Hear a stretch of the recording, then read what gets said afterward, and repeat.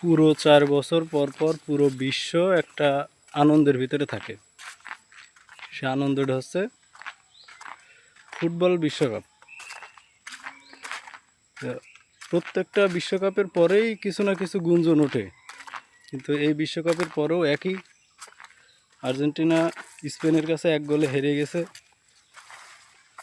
যেভাবে আর্জেন্টিনা তার খেলার ভঙ্গি দেখিয়েছে, মানে প্রথমত সবাই বলেছে যে আর্জেন্টিনা এত খারাপ খেলছে, আর্জেন্টিনা এত খারাপ খেলছে।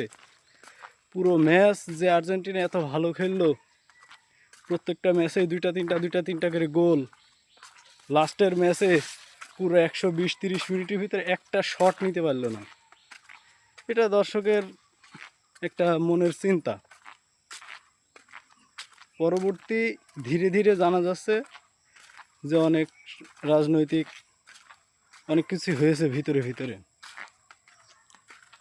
এই স্নাইপার, তারপরে ড্রেসিং রুমের ভিতরে কি হয়েছে, আরও অনেক কিছু হয়েছে। এখন আবার শোনা যাচ্ছে যে আর্জেন্টিনার